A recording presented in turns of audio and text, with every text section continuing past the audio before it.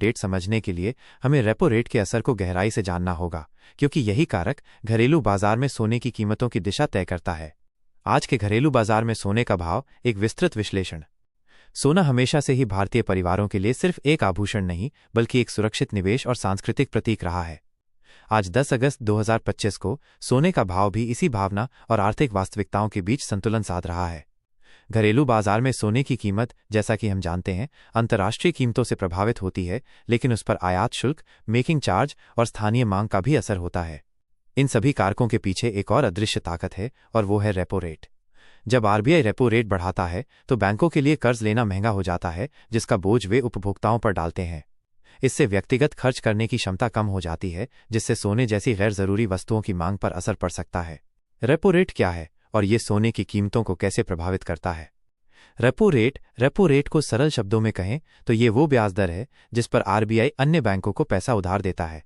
यह केंद्रीय बैंक का सबसे शक्तिशाली हथियार है, जिसका उपयोग वह अर्थव्यवस्था में नकदी के प्रवाह को नियंत्रित करने के लिए करता है।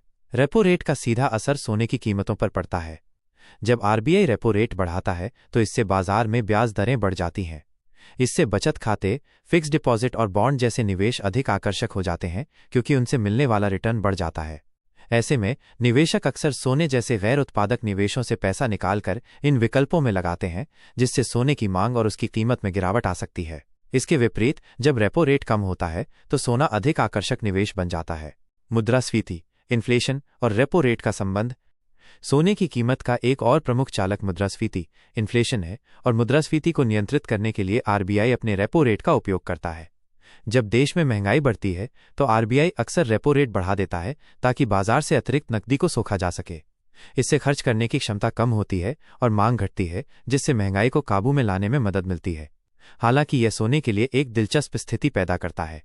अगर रेपो रेट में बढ़ोतरी के बावजूद महंगाई काबू में नहीं आती तो निवेशक अपनी पूंजी को बचाने के लिए सोने की ओर भागते हैं, क्योंकि सोना पारंपरिक रूप से मुद्रास्फीति के खिलाफ एक हेज माना जाता है। इस तरह रेपो रेट का हर फैसला सीधे तौर पर हमारे घरेलू बाजार में सोने के भाव को प्रभावित करता है। निवेशकों के लिए रेपो रेट के मायने। एक निवेशक के तौर पर सोने के भाव के नवीनतम अपडेट को सिर्फ आज के नंबर से नहीं आंकना चाहिए। आज 10 अगस्त 2025 को सोने की कीमत में जो भी उतार चढ़ाव दिख रहा है, वो आरबीआई की पिछली और भविष्य की रेपो रेट नीतियों का सीधा परिणाम है। जब केंद्रीय बैंक एक आक्रामक रेपो रेट वृद्धि चक्र शुरू करता है तो सोने की कीमतों पर दबाव आ सकता है। ऐसा इसलिए क्योंकि बॉन्ड और फिक्स्ड डिपॉजिट जैसे अन्य निवेशों से मिलने वाला रिटर्न बढ़ जाता है। ऐसे में निवेशक सोने से पैसा निकालकर इन विकल्पों में लगाते हैं। लेकिन जब रेपो रेट स्थिर रहता है या उसमें कमी की जाती है तो सोने में निवेश की मांग फिर से बढ़ सकती है, जिससे घरेलू बाजार में इसके भाव में तेजी देखने को मिल सकती है। वैश्विक कारक और रेपो रेट का संगम। आज 10 अगस्त 2025 को सोने की कीमत पर केवल भारतीय घरेलू बाजार का ही नहीं, बल्कि वैश्विक कारकों का भी असर होता है। अमेरिकी डॉलर की मजबूती, भू राजनीतिक तनाव और अन्य देशों के केंद्रीय बैंकों की ब्याज दरें भी महत्वपूर्ण भूमिका निभाती हैं। चूंकि सोने का वैश्विक कारोबार डॉलर में होता है, तो डॉलर के मजबूत होने पर अन्य मुद्राओं के लिए सोना महंगा हो जाता है। लेकिन भारत जैसे देश में, जहां रुपया डॉलर के मुकाबले कमजोर होता है, वहां सोने का आयात महंगा हो जाता है, जिससे घरेलू बाजार में सोने का भाव बढ़ जाता है। इन सभी कारकों के बीच आरबीआई का रेपो रेट एक संतुलन बनाने का काम करता है। आरबीआई अपनी मौद्रिक नीति तय करते समय इन सभी वैश्विक संकेतों को ध्यान में रखता है, और रेपो रेट का फैसला इसी सोच विचार का नतीजा होता है। सोने में निवेश के विकल्प और रेपो रेट की भूमिका। आज 10 अगस्त 2025 को जब आप सोने में निवेश करने के बारे में सोच रहे हैं तो आपके पास कई विकल्प हैं। भौतिक सोना, physical gold, gold ETF, gold ETFs, sovereign gold bonds आदि। हर विकल्प के अपने फायदे और नुकसान हैं, और रेपो रेट का असर इन सब पर अलग अलग तरीके से पड़ता है। भौतिक सोना खरीदने पर आपको गहनों की मेकिंग चार्ज और स्टोरेज की चिंता होती है। गोल्ड ईटीएफ और सॉवरेन गोल्ड बॉन्ड्स में ये चिंता नहीं होती। रेपो रेट के बढ़ने पर बॉन्ड यील्ड भी बढ़ सकती है, जो निवेशकों को सॉवरेन गोल्ड बॉन्ड जैसे निवेशों की ओर आकर्षित कर सकती है। हालांकि सोने की मांग में बढ़ोतरी के कारण कीमतों में तेजी भी आ सकती है, जिससे सभी तरह के सोने के निवेश आकर्षक हो जाते हैं। इसलिए रेपो रेट के हर बदलाव पर नजर रखना समझदारी है। रेपो रेट और व्यक्तिगत वित्त पर असर। रेपो रेट का असर सिर्फ सोने की कीमतों पर ही नहीं, बल्कि हर व्यक्ति के वित्तीय जीवन पर भी पड़ता है। जब रेपो रेट बढ़ता है तो आपके बैंक लोन की ईएमआई बढ़ सकती है, जिससे आपके हाथ में खर्च करने के लिए कम पैसा बचता है। इससे सोने जैसी गैर जरूरी चीजों की मांग पर असर पड़ सकता है। वहीं रेपो रेट के घटने से आपकी ईएमआई कम हो सकती है, जिससे आप बचत या निवेश के लिए अधिक पैसा निकाल सकते हैं। यह अतिरिक्त पैसा अक्सर सोने जैसे सुरक्षित निवेशों में लगाया जाता है।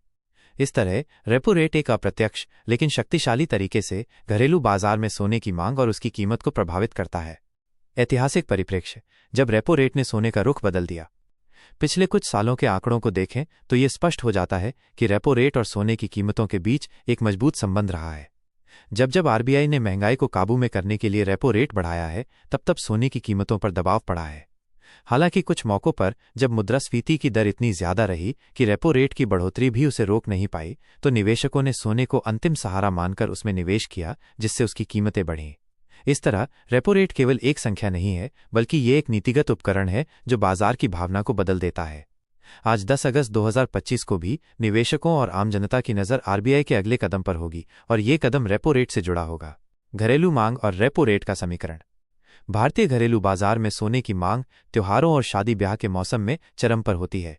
इस समय सोने की कीमतें अक्सर बढ़ जाती हैं, भले ही वैश्विक बाजार में स्थिरता हो, लेकिन इस घरेलू मांग पर भी रेपो रेट का अप्रत्यक्ष असर पड़ता है।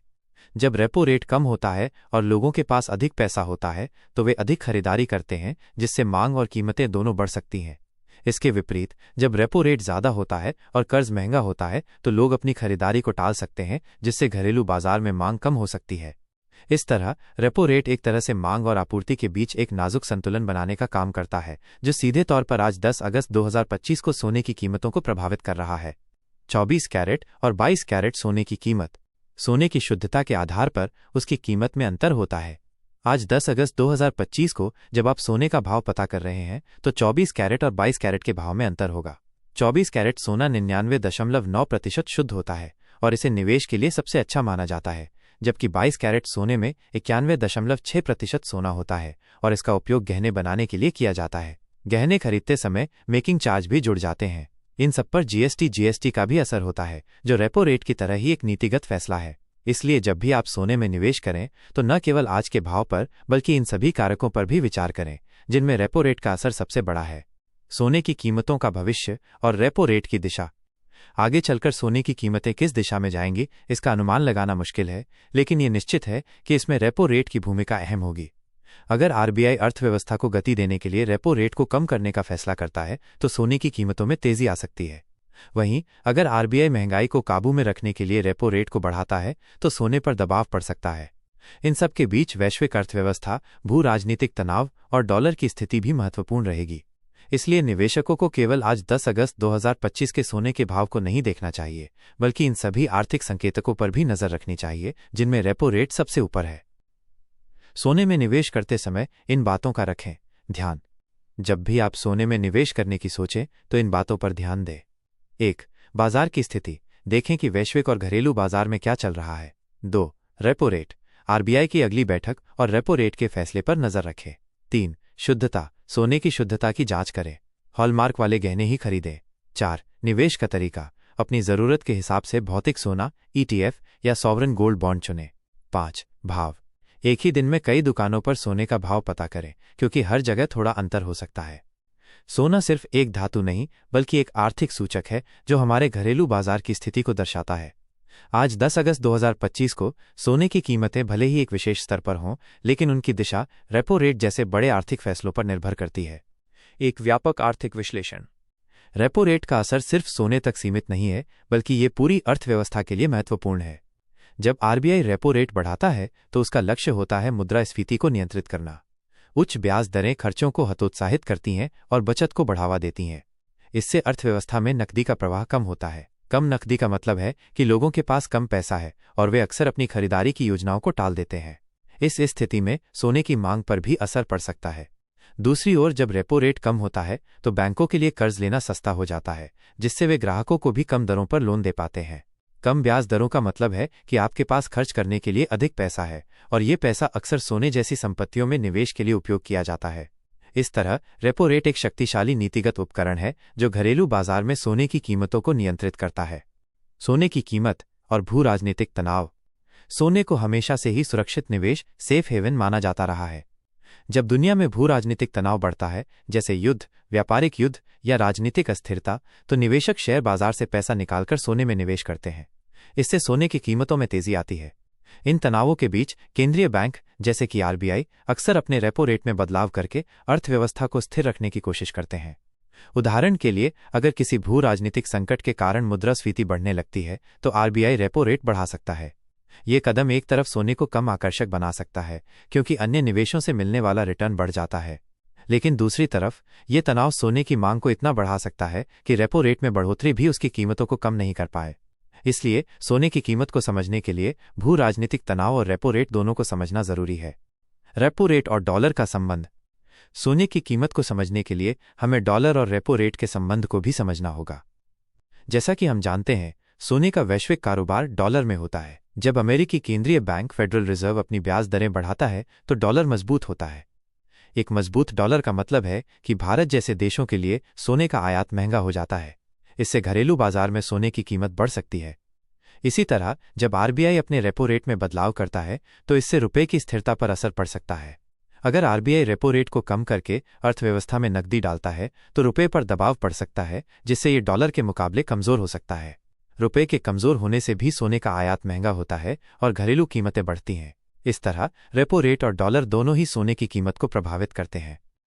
सोने में निवेश के फायदे और नुकसान। सोना एक अच्छा निवेश क्यों माना जाता है? इसके कई कारण हैं। सबसे पहले, ये महंगाई के खिलाफ एक हेज है।